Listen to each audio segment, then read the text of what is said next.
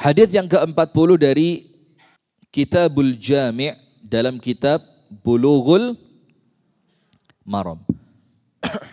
Kita baca apa? Hadis yang ke-40 dari Kitabul Jami' supaya kita ngerti ternyata apa?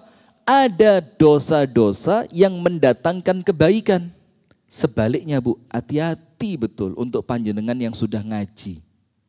Ada ibadah yang mendatangkan keburukan. Iya apa enggak? Setelah ibadah sombong. Setelah ibadah ujub. Setelah ibadah riya. Setelah ibadah meremehkan orang lain. Berarti ibadahnya justru mendatangkan apa? Keburukan. Ada apa enggak? Nah itulah yang kita wedi. Nah maka terkadang justru ada ahli maksiat yang setelah dia tobat justru dicintai sama Allah. Tapi ada ahli ibadah yang setelah dia sombong malah dimurkai oleh Allah. Na'udzubillah min dzalik.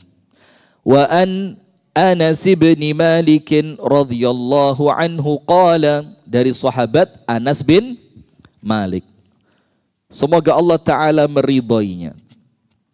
Dia mengatakan, qala Rasulullah sallallahu alaihi wasallam, Rasulullah sallallahu alaihi wasallam bersabda, kullu bani Adam khatta'un, setiap bani Adam atau setiap dari manusia keturunan Adam khatta'un, pasti melakukan kesalahan.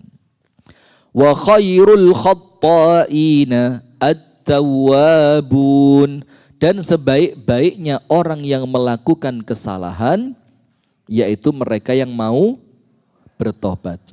Ini loh Islam. Orang salah bisa jadi terbaik.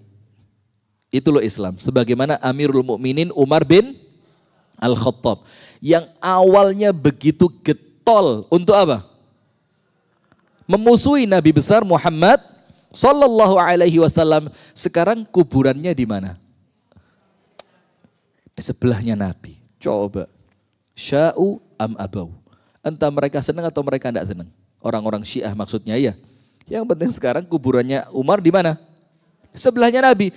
Dulu orang yang paling keras, salah satu yang paling keras permusuhannya kepada Nabi Muhammad sallallahu alaihi wasallam, sampai ketika dia dibilang, mau kemana kamu? Saya mau bunuh Muhammad. Kata yang ketemu sama Umar ini, ojo ado-ado, lalapo kedisian nang Muhammad disi. Adikmu lo melbu Islam, lalapo kok?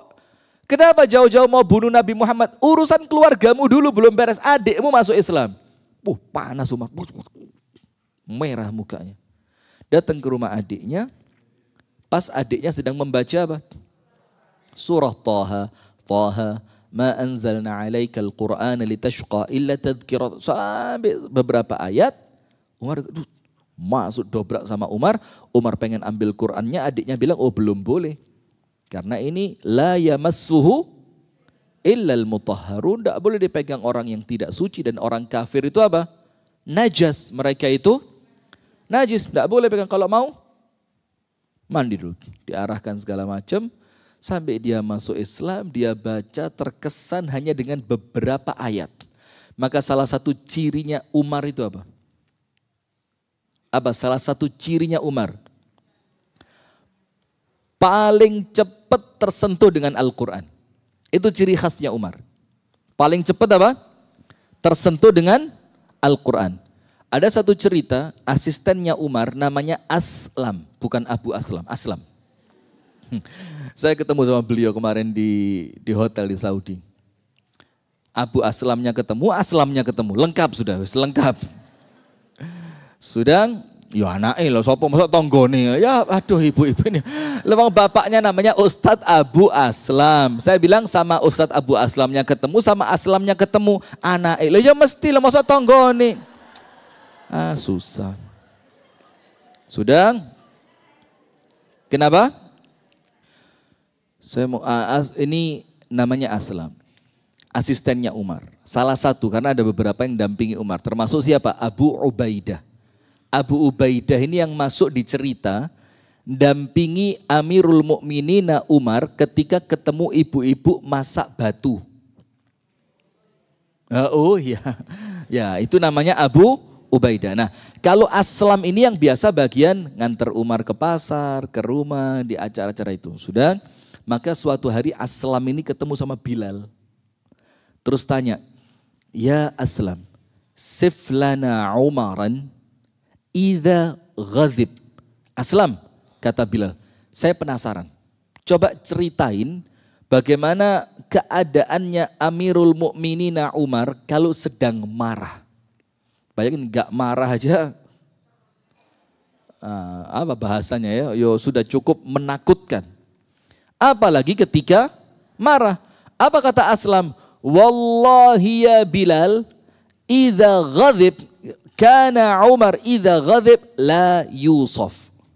Umar kalau marah ndak iso diceritakno. Bilal tanya, kenapa ndak iso diceritakno? Marahnya besar. Dan bukan cuma itu, kenapa kami tidak bisa menceritakan? Jangankan Umar marah, mulai kate marah kami udah pergi. Bagaimana kelihatan Umar marah? Loh, dia menjelang marah saja, masih muqaddimah, masih innal hamdalillah. Itu kami sudah pergi, seperti ibu-ibu baru innal hamdalillah sudah merem. Baru muqaddimah, wes. Nah, ini mirip-mirip sama Aslam ini. Terus apa kata Bilal? Wallahi la. Oh kamu keliru Aslam, kata Bilal. Tidak begitu. Saya pernah ketemu Umar di puncak kemarahannya. Pas ngamuk sing paling pol. Di puncak kemarahannya. Waktu itu, faqara'tu alaihi ba'dha ayil Qur'an. Aku bacakan di hadapan Umar di puncak-puncak kemarahannya sedikit ayat Quran. Terus apa yang terjadi? Fata'ta'a ra'sahu ka'annahu at-tayrul madhbuh. Langsung Umar itu diam. Langsung gini. Tidak lama pingsan seperti burung yang disembelih. Apa ayat yang dibaca sama Bilal? Wal kadhiminal ghaidha wal 'afina 'anil nas wallahu yuhibbul muhsinin. Salah satu ciri penghuni surga itu apa? Kadhiminal ghaidh. Pandai menahan amarah. Jadi ngamuk langsung seketika. Ya bukan seperti itu juga ya, tapi marahnya itu dikelola.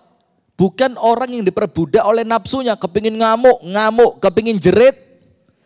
Itu orang lemah. Maka dibilang orang kuat itu bukan yang menang pertandingan gulat kan. Tapi siapa orang yang kuat itu? Kalau lagi emosi, emosinya ditahan.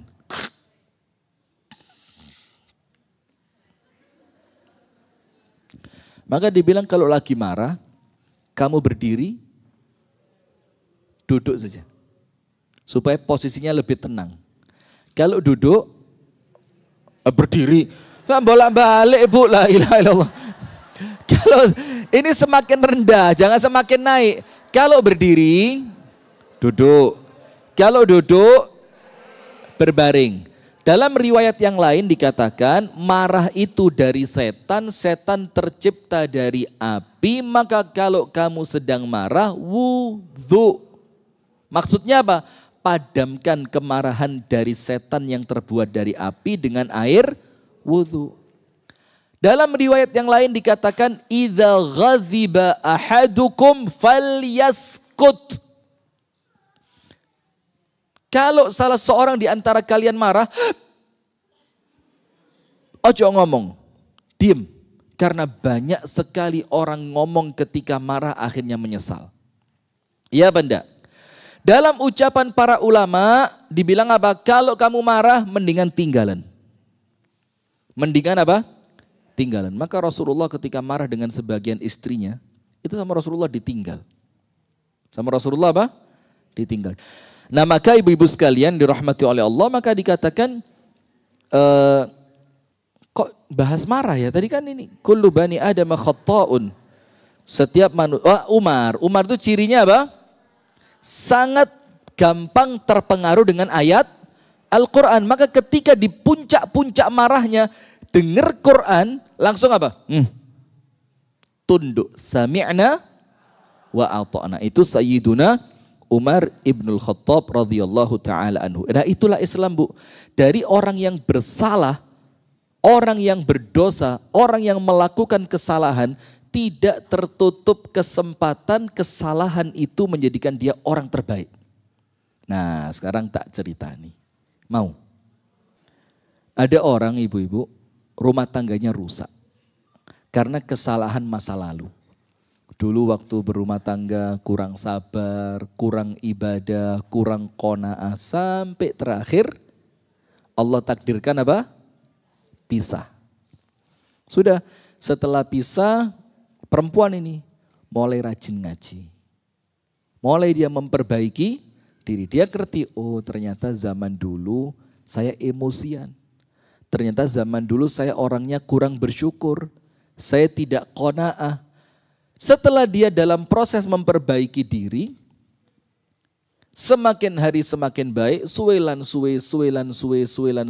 Semakin lama dia menjadi perempuan yang semakin baik. Semakin apa? Baik. Sampai dikenal, ini loh perempuan baik. Nah sudah, ketika itu ada seorang laki-laki melamar dia dan kelihatan laki-lakinya juga Masya Allah laki-laki yang baik.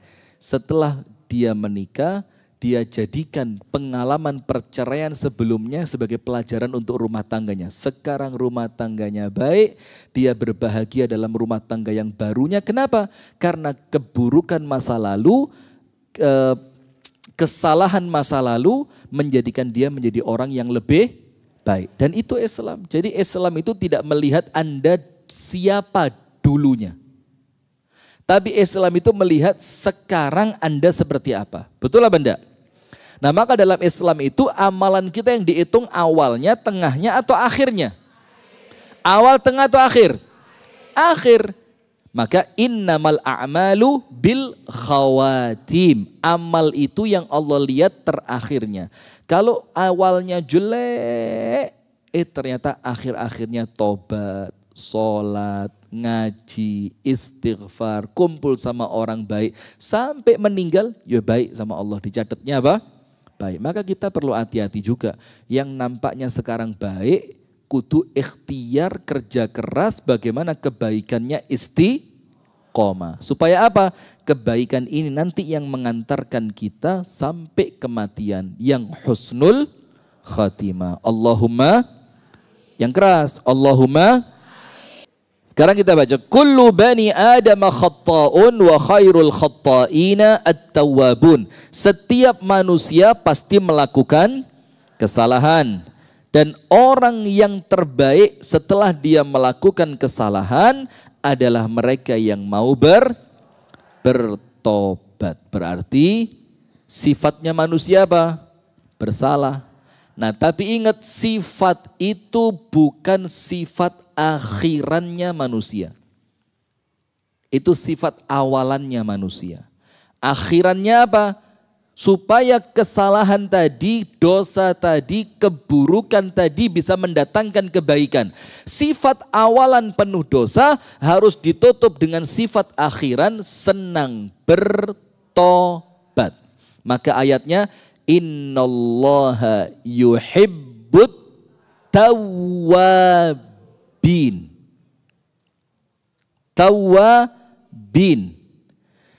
Tawwabin bukan kata tobat. Tawwab itu namanya mubalaghah dalam bahasa Arab. Mubalaghah itu artinya apa? Memunculkan makna banyak, sering, dan lebih. Berarti Allah itu senang kepada orang apa? Tawwabin. Yang tobatnya sering, banyak, tidak pernah putus. Nabi Muhammad tidak punya dosa. Betul apa salah? Tidak punya dosa.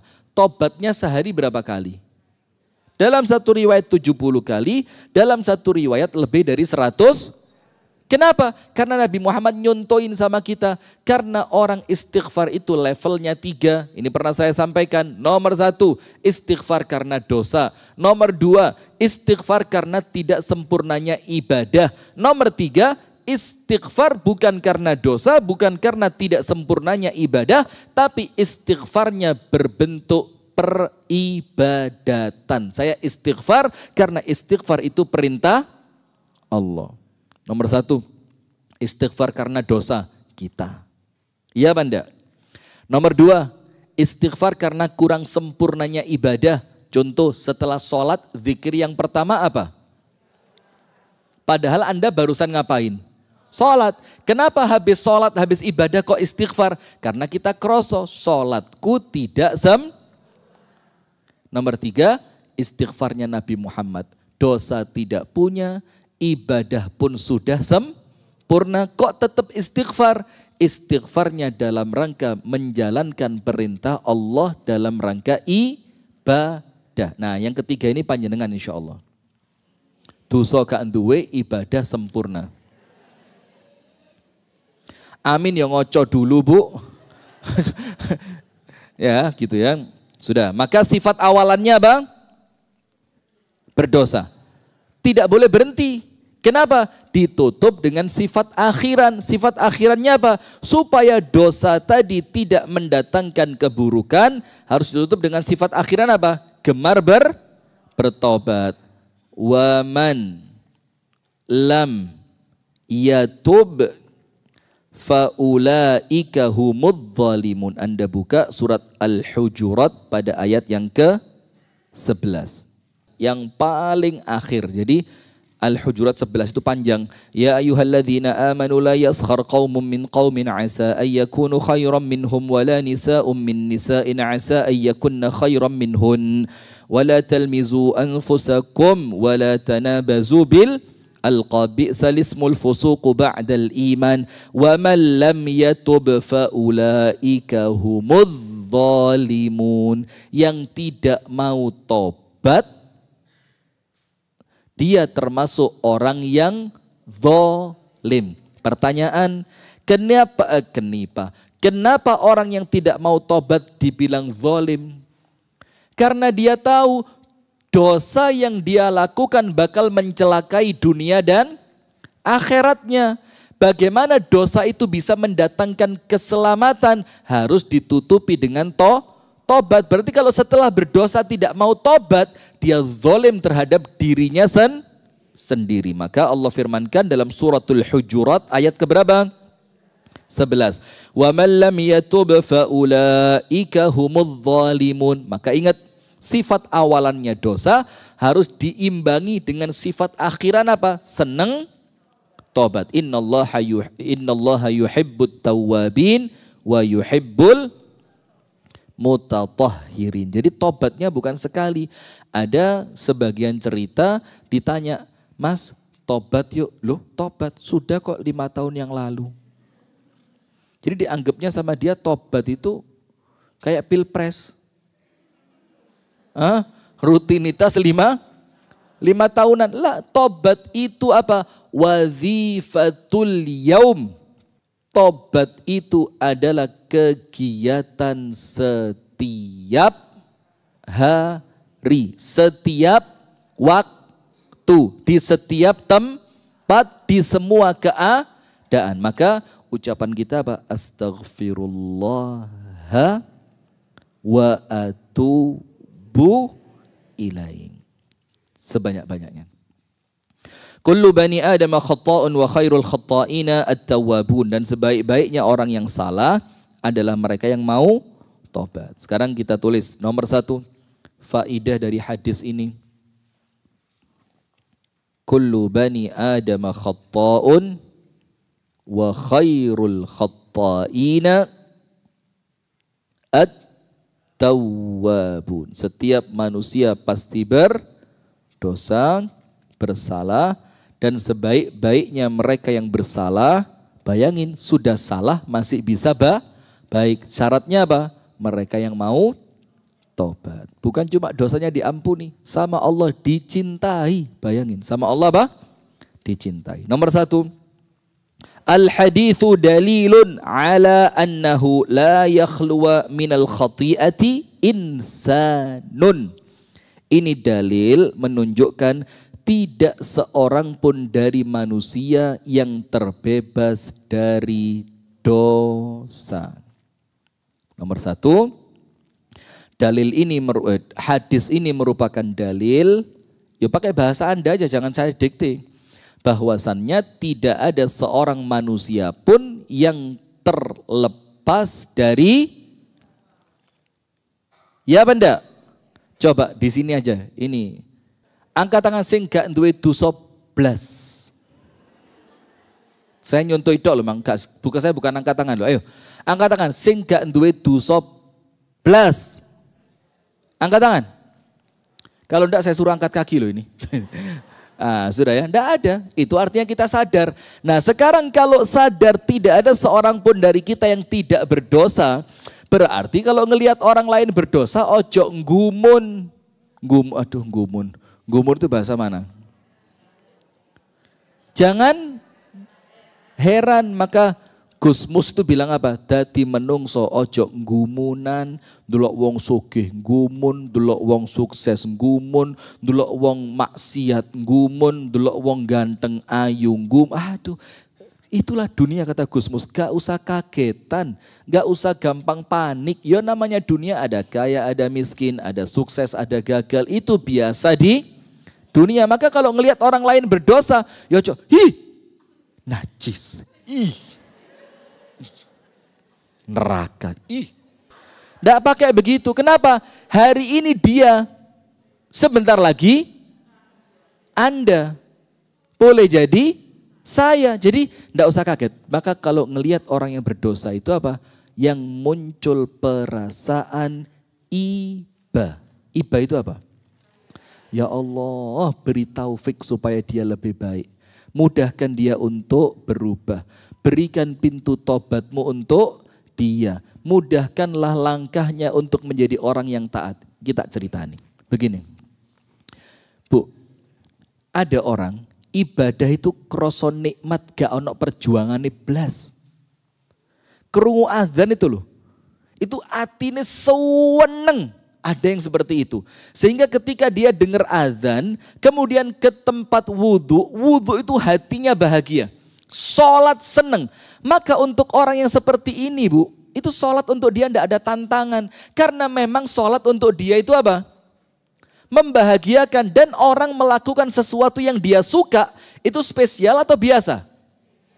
Misalkan orang suka sepedaan, disuruh sepedaan. Loh, jangankan disuruh, tidak disuruh saja. Lah sama seperti orang yang sholat dalam keadaan seneng tadi. Tapi panjenengan juga perlu tahu Bu, ada orang yang tertatih-tatih. Apa tertatih-tatih itu? Jatuh, bangun. Dalam keadaan dia kepingin baik, ketika dengar adzan, gak kepingin sholat.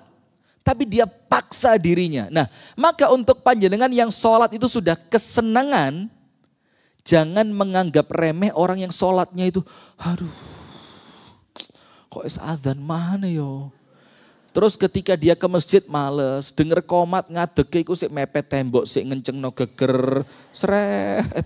Jadi berdirinya itu enggak berdiri itu mepet tembok, seret kayak film kartun itu loh. Disurung tembok. Lalu Anda bacakan ayat di depan dia. Ciri orang munafik itu, wa idza qamu ila sholati qamu kusala. Ciri orang munafik itu kalau sholat males. Kayak kamu neraka. Jangan begitu, kenapa? Ketika Anda sholat itu otomatis, sholat itu terasa nikmat, bisa sholat tepat waktu itu bisa menikmati. Jangan meremehkan mereka yang seperti itu. Kalau sholat karena memang seneng sholat, ya ndak spesial. Biasa karena memang seneng. Tapi Anda tetap sholat dalam keadaan Anda berat. Itu luar biasa. Kenapa? Anda tidak lagi memperhatikan kesenangan Anda, tapi Anda melakukan apa yang bikin Allah senang. Spesial apa enggak? Contoh, istri itu Bu, enggak senang masak. Masak. Dia enggak senang masak. Tapi tetap dia masak. Kenapa? Karena dia tahu dengan masak ini suami saya bakal seneng.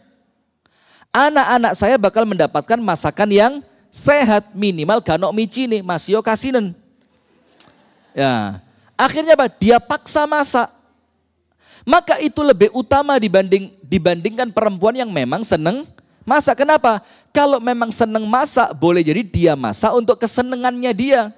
Tapi kalau dari awal tidak seneng masak, tapi dia paksakan masak, berarti dia masak untuk kesenangan orang. Siapa orang lain itu? Suaminya, anaknya, mana lebih hebat? Yang seneng atau yang terpaksa? Nah, tapi terpaksanya jangan dipelihara. Lah serius ini kan? Ya awalnya mungkin terpaksa, dipaksa, lama-lama harus muncul apa? Nah, kesukarelaan supaya ibadahnya semakin terasa nikmat. Nah, panjenengan di level yang mana? Terpaksa sholat atau sholat sudah nikmat? Ya tergantung keadaan ya. Lek pas imane bagus gitu ya, kok gak adzan-adzan ya. Lek imane pas elek, kok adzan maneh ya. Nah, gitu. Anda tidak tahu ternyata Anda diadzani di kuburan sudah. Kok adzan maneh ya? Loh, di kuburan tiba no. Aku mati tiba no. Nah. Astagfirullah wa atubu ilaina. Maka nomor satu ingat Bu, hadis ini merupakan dalil bahwa tidak ada seorang manusia pun yang tidak melakukan dosa. Lama jabala alaihi minad dha'af. Karena apa? Memang Allah menciptakan dia dalam keadaan lemah. Ayatnya apa tadi? An-Nisa berapa? 28. Wa adamul inqiyadi limuwalahu fi fi'li ma da'ahu ilaihi. Karena apa? Dia dalam keadaan inqiyad. Inqiyad itu ditundukkan oleh penciptaan yang Allah Dia apa? Dipaksa oleh Allah tunduk dalam sifat penciptaannya. Wa khuliqal insanu dha'ifa. Maka mau tidak mau pasti berdosa. Cuma terkadang kadar dosanya berbeda. Ada yang diuji dengan dosa besar, ada yang mereka sekedar melakukan dosa-dosa kecil. Contoh di antara dosa-dosa kecil apa? Rasan, ngawur, besar itu. Rasan-rasan itu apa? Besar lah, kok kecil ya. Itu yang pertama. Kemudian yang kedua, faedah dari hadis yang kedua, adz-dzunubu qismani, kabair wa saghair. Dosa itu dibagi dua.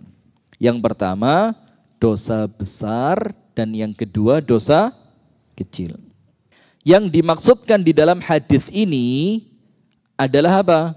Kullu bani Adam khatta'un, artinya bukan pasti melakukan dosa besar tapi dosa kecil. Karena kalau dosa besar ya wajib dihindari, dosa kecil pun wajib, tapi tidak akan ada seorang pun yang mampu menghindarinya. Faham enggak? Gini. Dosa terbagi berapa? Nomor satu dosa, nomor dua dosa kecil. Kalau dosa besar wajib tidak dihindari? Wajib nggak dihindari? Wajib. Dan banyak manusia yang sukses meninggalkannya. Banyak manusia yang sukses. Kalau dosa kecil, wajib nggak dihindari? Wajib. Tapi tidak akan ada seorang pun yang bisa menghindarinya. Sampai sini paham? Jadi yang dimaksudkan dalam hadis ini, setiap manusia pasti berdosa, itu dosa besar atau dosa kecil? Besar apa kecil? Kecil. Karena kalau dosa besar Bu, ada sebagian di antara manusia yang memang mereka oleh Allah Subhanahu wa ta'ala diberikan kemampuan untuk apa? Untuk meninggalkannya. Panjenengan buka surah An-Najm ayat 32. Surah bang? An-Najm ayat 32. Ini bukti bahwa kalau dosa besar banyak manusia yang mampu menghindari bahkan sampai mati tidak melakukannya. Tapi kalau dosa kecil pasti apa? Semua manusia pernah melakukannya. Maka yang dimaksudkan dalam hadis ini dosa kecil apa besar? Kecil. Di mana tidak ada manusia satu pun yang bisa menghindarinya. Dosa kecil itu apa Bu? Dosa yang tidak diancam azab, tidak ada kata-kata laknat, tidak ada hukuman hadnya di dunia. Had itu apa? Potong tangan, rajam, cambuk, itu namanya apa? Had. Dan tidak diancam dengan azab. Tidak pula ada kata-kata laknat. Itu dosa-dosa kecil. Sekarang kita baca An-Najm 32. Alladzina yajtanibuna kaba'iral itsmi wal fawahisha illa lamam. Yaitu siapa mereka yang Allah cintai, siapa mereka yang akan Allah masukkan ke dalam surga. An-Najm berapa? 32. Sudah ditulis? Yaitu mereka yajtanibuna kaba'iral itsmi, mereka yang senantiasa kerja keras, berikhtiar, mati-matian, tidak pernah berhenti, senantiasa istiqomah untuk apa? Meninggalkan dosa besar. Wal fawahish, fawahish itu apa? Maaf ya. Fawahish itu dosa-dosa keji, tapi semuanya berkaitan dengan zina. Itu namanya apa? Fawahish. Zina, na'udzubillah, a'azzanallahu wa iyyakum, nas'alullah salamata wal afiyah, Allahumma inna nas'aluka sitra wal afaf. Zina, karaoke, tapi Anda jangan bayangkan karaoke tapi yang kita maksud paham ya. Karaoke, kemudian joget dengan perempuan dengan mujun itu pornografi, kemudian na'udzubillah. Itu namanya apa? Fawahish. Yaitu mereka yang senantiasa meninggalkan dosa-dosa besar dan meninggalkan fahisyah atau jamaknya fawahish illa al-lamam, kecuali dosa yang namanya lamam. Lamam itu apa? Dosa kecil. Lamam itu apa? Berarti ayat An-Najm 32 ini Bu menjelaskan kepada kita kalau dosa kecil tidak ada seorang pun dari manusia yang bisa meninggalkannya. Faham ibu-ibu? Maka dosa terbagi berapa? 2, besar dan kecil. Dan yang disebutkan di dalam hadis ini dosa apa? Dosa kecil. Kemudian penjelasan tambahan, kalau dosa kecil bisa terhapuskan dengan ibadah. Kalau dosa besar tidak mungkin dihapus kecuali dengan tobat. Dengan tobat. Ayatnya, kalau dosa kecil bisa terhapuskan dengan ibadah, surat Hud. Surat apa? Hud ayat 114. Allah Ta'ala berfirman dalam surah Hud ayat yang ke-114. Innal hasanati yudhibnas sayyiat. Perbuatan baik bisa menghapuskan dosa dari perbuatan buruk. Maksudnya begini. Dosa-dosa kecil itu Bu, otomatis terhapus. Contohnya dengan apa? Perbuatan baik. Misalkan ketika seorang hamba berwudu, maka meneteslah, hilanglah semua dosa-dosa yang dia lakukan seiring menetesnya air yang keluar. Ya benda. Misalkan ketika dia mencuci wajahnya, maka semua dosa yang dihapus, yang dilakukan oleh wajahnya, entah itu mata, entah itu lisan, segala macam, jatuh dengan air wudhunya. Tangan jatuh dengan air wudhunya, kaki jatuh dengan air. Contoh yang lain, kalau orang berjalan ke masjid, langkah yang pertama menghapus dosa, langkah yang kedua meninggikan. Nah, dosa yang terhapus ketika Anda melangkah tadi bukan dosa besar, tapi dosa apa? Dosa kecil. Maka perbuatan baik bisa menghapuskan dampak buruk dari perbuatan buruk. Dalilnya apa? Surat Hud ayat 114. Kalau hadisnya, panjenengan sering dengar, begini hadisnya. Ittaqillaha haitsuma kunta. Bertakwalah kepada Allah dimanapun kamu berada. Betul tak? Wa atbi'is sayyi'atal hasanata tamhuha. Dan iringi perbuatan jelek dengan perbuatan baik. Sebagai apa? Penghapusnya. Jadi misalkan, mari ana wong wedok mlaku. Terus di jurone ati, memang deso iku ketara yo, gitu loh misalkan. Misalkan jurone ati gara-gara pakaiannya mungkin dianggap apa? Gak matching. Misalkan, mohon maaf ya, misalkan contoh. Kan biasa kan ada perempuan lewat. Mata ini kan kadang-kadang gak iso direm ya. Wong mata ini kadang-kadang ndak kepingin ngeliat tapi wong liwat ngarepe meripat. Otomatis apa? Dan terkadang yang kita lihat itu kan ndak semuanya baik. Ada sesuatu yang apa? Nampaknya kurang pantas, kurang pas, kurang segala macam lah. Akhirnya ketika mulai muncul jurune hati, jene deso iku ngetarani kok. Nah gitu ya. Mulai muncul perasaan apa? Ujub. Dengan menganggap orang lain lebih rendah. Nah setelah seperti itu Bu, terbersit dalam hati Bu, langsung cepet-cepet apa? Istighfar. Astagfirullah, tidak boleh dosa. Saya tidak boleh merasa lebih baik dibanding orang lain. Nah maka perasaan yang muncul tadi itu terhapuskan dengan istighfar Anda. Atau begini, gua sampah tekok mobil. Ini perbuatan yang na'udzubillah. Mohon maaf ya, saya yang paling jedek ya. Gedek, paling gedek kalau ngelihat orang mobilnya bagus tapi gua sampah nang jobone jendela. Wah itu soge tapi bodoh. Soge tapi bodoh. Lo beli mobil mewah bisa, masa beli tempat sampah kecil di mobil tidak bisa? Atau minimal DKN motormu dilu, engkau lek modun, guaan bisa apa enggak? Lo itu kalau ngelihat, maka pinter dulu baru kaya. Pinter dulu baru kaya. Nah ini Bu, ketika Anda merasa, loh kadung ke gua, itu kan gak boleh saya buang sampah sembarangan. Maka kafarohnya apa? Boleh jadi nanti ada orang Anda kasih duit. Ya entah 5.000, 10. Atau apa? Boleh jadi kafarohnya juga apa? Nanti kalau ada sampah di pinggir jalan, Anda ambil. Ada gangguan di pinggir jalan, Anda mudah-mudahan itu menjadi apa? Penebusnya. Itu dosa kecil. Kalau dosa besar, tidak terhapus dengan amal soleh. Karena dosa besar wajib dengan tobat. Sip. Yang ketiga. As-sagha'irudz dzunub la sabila ila hasriha wa 'addiha. Dosa kecil itu Bu tidak terhitung.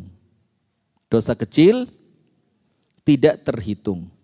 Wa ammal kabair, sementara dosa besar, para ulama menghitungnya walaupun jumlahnya berbeda. Ingat kalau dosa kecil tidak terhitung, maka tidak ada kitab kumpulan dosa kecil. Tidak ada, karena saking akei. Saking akei. Tapi kalau dosa besar, ada para ulama mengumpulkan kitab Al-Kabair, 72 dosa besar. Ada yang mengatakan 7, ada yang mengatakan 72, ada yang mengatakan cuma 60, ada yang mengatakan cuma 10. Tapi kalau dosa besar bisa dihitung. Tinggal dilihat apa? Ciri-cirinya saja. Tapi kalau dosa kecil, itu tidak bisa dihitung. Ada ulama yang mengatakan 7. Dosa besar itu ada berapa? 7. Yaitu apa? Sab'u mubiqat. 7 dosa yang membinasakan. Namanya sab'u apa? Sab'u mubiqat. 7 dosa besar yang membinasakan. Apa 7 dosa besar yang membinasakan itu? Nomor 1. Tulis. Tulis apa enggak? Nulis. Nomor 1 syirik. Nomor 2 sihir. Maka pelaku sihir itu Bu, itu otomatis murtad. Otomatis apa? Murtad. Hati-hati loh ya. Sihir itu kufur. Sihir itu apa? Kufur. Hati-hati. Sihir itu termasuk apa? Santet. Terus apa lagi? Perempuan kepingin sing lanang kepencut, pelet. Kemudian apa lagi? Nutupi tokone wong. Ada loh ini Bu. Dan itu kejadian. Bukan, oh lo gak percaya kok. Ada. Ada warung lagi, toko, bukan warung kali, toko kelontong, kelontong, apa toko kelontong itu? Peracangan, jualan beras, gula, kopi, roti, segala macam ya. Biasanya rame, enggak pernah sepi. Tiba-tiba blas, enggak ada orang masuk. Kan dia curiga loh. Yo, lek mudun kan bertahap ya. Ini kok tiba-tiba, dibilang apa? Di depan tokonya dia ada orang tawinggi besar yang mau datang itu digusak. Ternyata apa? Ditutupi jin. Siapa yang ngirim? Nah itu termasuk apa? Sihir. Hati-hati, maka yang sudah terlanjur tentang tobat. Nah nomor 1 syirik, nomor 2 sihir, nomor 3 membunuh. Syirik, sihir, membunuh. Nomor 4 riba. Bukan riba, riba. Nomor 5 memakan harta anak yatim. Nomor 6 lari dari medan pertempuran. Nomor 7 menuduh perempuan baik-baik berbuat zina. Nah, ini hadis Nabi dan hadisnya apa? Sahih dari hadis Abu Hurairah diriwayatkan oleh Al-Imam Al-Bukhari. Ada yang mengatakan dosa besar itu cuma 7 ini tadi. Kenapa? Karena Rasulullah mengatakan ihdharu as-sab'al mubiqat, hindari 7 dosa yang membinasakan. Nah, sehingga sebagian ulama mengatakan oh berarti dosa besar ya cuma berapa tadi? Cuma 7 itu tok. Nah sementara yang lain mengatakan sab'ata asyara, yang lain mengatakan 17, yang lain lagi mengatakan sab'un 70, yang lain mengatakan situmi'ah. Situmi'ah berapa? 600 situmi'ah. Kalau situn 60, situmi'ah 600. Tapi intinya kalau dosa besar bisa dihitung. Tapi kalau dosa kecil banyak. Nomor 4. Nomor 1 tadi apa? Tidak ada seorang pun manusia yang bisa meninggalkan dosa. Nomor 2, yang dimaksud dosa dalam hadis ini dosa apa? Kecil, bukan dosa besar. Nomor 3, kalau dosa kecil tidak terhitung. Kalau dosa besar bisa dihitung walaupun para ulama berbeda pendapat. Ada yang bilang 7, 17, kemudian 70, 600, macam-macam. Yang keempat, Imam Ghazali membagi kemaksiatan itu menjadi 4 sifat. Tapi ini penting apa enggak buat panjenengan? Imam Ghazali membagi maksiat menjadi berapa? 4 secara sifat. Jadi oleh Imam Ghazali, dosa itu Bu, itu secara sifat dari dosa tadi, itu dibagi menjadi berapa? Kalau secara besar atau kecilnya terbagi berapa? 2. Sekarang secara sifat munculnya dosa itu karena apa gitu loh. Dibagi berapa? 4. Nomor 1. Sifatun isti'la'iyah. Sifatun isti'la. Isti'la itu a'la. A'la itu tinggi. Jadi sifat karena egoisme. Jadi munculnya dosa karena apa? Ego. Maka dosanya seperti apa? Contohnya sombong, ujub, senang pujian, minta dimuliakan. Kemudian apa lagi? Fakhr. Fakhr itu bangga diri, ya mirip dengan ujub. Tapi kalau ujub itu rodok urusani hati, kalau fakhr itu zahir. Klambi ini kudu bedo dewi mbek liyane. Seperti saya sekarang kan bedo dewi ini ya. Kalau saya sama dengan panjenengan malah ruwet ini ya, dilaknat sama Allah Ta'ala. Sudah, itu nomor 1, sifat dosa karena apa? Ego. Maka dosanya seperti apa? Yo dosa yang berkaitan dengan egoisme, sombong, ujub, pengen dimuliakan, seneng dipuji, menghina orang lain, merendahkan, itu dosa yang sifatnya muncul karena apa? Ego. Maka obatnya apa? Cuma 1 kata Imam Ghazali, mengejawantahkan bahwa kita ini abdun. Abdun itu apa? Hamba. Jadi kalau hamba gak usah gaya tok. Dosa yang kedua, sifat yang kedua, sifat bahimiyah. Bahimiyah apa? Binatang. Sifat apa? Binatang. Dosa yang muncul dari sifat kebinatangan manusia. Ada enggak? Ada. Sampai disebutkan dalam Al-Quran, ada manusia itu yang bukan seperti binatang, tapi apa? lebih rendah dari binatang. Balhum adhal. Contohnya apa? Dosa dari sifat kebinatangan ini.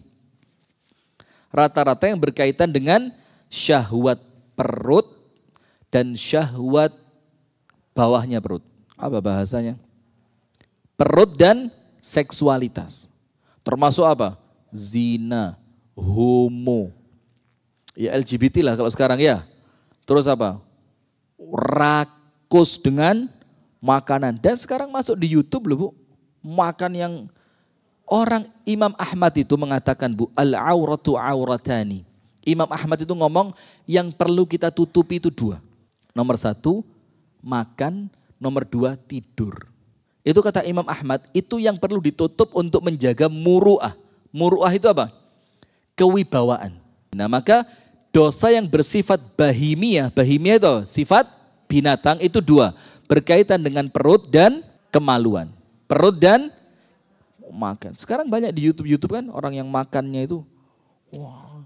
Maka Rasulullah dalam hadis yang kemarin kita baca apa? Tidak ada tempat yang paling buruk untuk diisi kecuali perut. Maka hati-hati, jangan rakus. Itu dosa yang bersifat binatang. Kemudian yang ketiga, dosa yang bersifat syaitaniyah. Yang mencerminkan sifatnya siapa? Setan. Biasa dosa yang berkaitan dengan jiwa. Syaitaniyah. Biasanya dosa yang berkaitan dengan apa? Jiwa. Apa bahasanya jiwa itu apa ya? Mungkin makna yang mendekat Ibu, mentality. Mental. Contohnya apa? Dosa syaitaniyah ini. Seperti hasad, curang, khianat. Setan semua ada ini. Setan itu tidak mau sujud kepada Nabi Adam karena apa? Sombongnya, karena hasadnya, akhirnya berkhianat, akhirnya nipu Nabi Adam. Nipu apa enggak? Nipu, apa penipuannya? Dibilang apa? Adam, Allah tidak melarang kamu mendekati pohon ini, kecuali karena Allah khawatir kalau apa? Kalau kamu jadi malaikat atau kamu kekal. Akhirnya itu kan pengkhianatan, penipuan, itu syaitaniyah. Maka kalau dagang senengane nipu, timbangannya dikurangi. Itu dosa yang sifatnya apa? Bukan bahimiyah. Tapi apa? Syaitaniyah. Seperti hasad, menipu, makar, kemunafikan, senengane sing rusak. Setan itu kesukaannya apa? Merusak. Rumah tangganya orang sedang harmonis-harmonisnya dirusak. Siapa? Yang keempat, sifat sabu'iyah. Apa sabu' itu apa? Binatang buas. Kalau tadi binatang biasa seperti sapi, kambing, kelinci. Kalau yang ini binatang buas. Apa contohnya dosanya sabu'iyah ini? Marah, menyerang, membunuh, memukul, merampas. Iya apa enggak? Marah, menyerang, membunuh, memukul, merampas. Itu sifat dosa yang muncul dari apa? Sabu'. Sabu' itu apa? Binatang buas. Sekarang poin yang kelima. Kita lanjutkan cepat ya. Yang kelima. Nomor satu tadi apa? Tidak ada manusia yang terlepas dari dosa. Nomor dua, dosa terbagi dua, besar dan nomor tiga. Nomor empat, pembagian sifat dosa menurut imam. Ada yang apa? Merasa tinggi, egoisme, binatang, setan, dan binatang buas. Sekarang yang kelima, tobat itu apa? Kan hadisnya mengatakan setiap Bani Adam pasti bersalah dan sebaik-baiknya orang yang bersalah adalah orang yang mau tobat. Sekarang dijelaskan poin kelima tentang tobat. Tobat secara bahasa ar-ruju', kembali. Tobat secara bahasa apa? Ruju'. Ruju' itu apa? Kembali. Kalau orang nikah dibilang rujuk berarti apa? Kembali. Setelahnya cerai, tolak. Tolak itu apa? Pisah atau memutus. Maka kalau dibilang rujuk, yang tadi terpisah sekarang kembali, yang terputus kembali diikat. At-taubatu, tobat arti awalnya apa? Kembali. Kenapa tobat dibilang kembali? Coba yang bisa jawab. Sekarang begini, setiap bayi yang lahir dilahirkan dalam keadaan suci. Iya apa enggak? Awalnya apa? Bersih. Ketika Allah tanya di dalam rahim ibu kita, alastu birabbikum, bukankah kalian mengaku aku adalah Tuhan kalian? Apa jawaban kita? Qalu bala syahidna, kami mengaku dan kami bersaksi ya Allah. Awalnya semuanya baik, betul apa enggak? Seiring berjalannya waktu mulai maksiat, mulai ingkar kepada Allah, mulai melakukan dosa. Nah, maka ketika kita tobat, berarti kita sedang kembali menuju fitrah, kembali menuju pengakuan kita bahwa Allah adalah Tuhan kita. Itulah kenapa tobat dibilang kembali. Berarti orang yang berdosa, dia orang yang sedang apa? Kesasar. Maka kalau kesasar, cepat-cepat balik. Maka setiap selesai melakukan dosa, artinya kita sedang apa? Kesasar. Maka harus apa? Harus segera kembali. Supaya apa? Kembalinya masih mudah dan kita masih tahu alamat awal. Lek wis kadung terlalu jauh, kadung kesuwen, kuatirnya apa? Wis lali, bali omas, balik nandi. Sudah lupa jalan, kembali dan kembalinya pun susah. Maka oleh Allah Ta'ala, oleh Rasulullah SAW, kita diminta apa? Diminta setiap berdosa disuruh langsung tobat. Jangan-jangan ini adalah Ramadan terakhirku. Dan jangan-jangan ini adalah sedekah terakhirku. Ya Allah, jadikan sedekah Ramadanku kali ini menjadi wasilah bagiku untuk masuk ke dalam syurgamu. Pemirsa yang dirahmati oleh Allah Subhanahu wa Ta'ala, kembali kami Rifki Ja'far bin Talib mengajak kepada jamaah sekalian untuk kembali mengulang kesuksesan pada Ramadan yang sebelumnya. Dengan cara berkontribusi mulai Rp10.000, Anda sudah bisa mendapatkan banyak kebaikan di amal-amal sosial seperti ribuan porsi buka puasa, santunan untuk mu'alaf, yatim piatu dan du'afa, kemudian program i'tikaf, pembagian kitab-kitab gratis, dan kegiatan-kegiatan dakwah yang lainnya. Maka jangan lupa, silakan sampaikan sedekah Anda melalui rekening di bawah ini. Barakallahu fikum.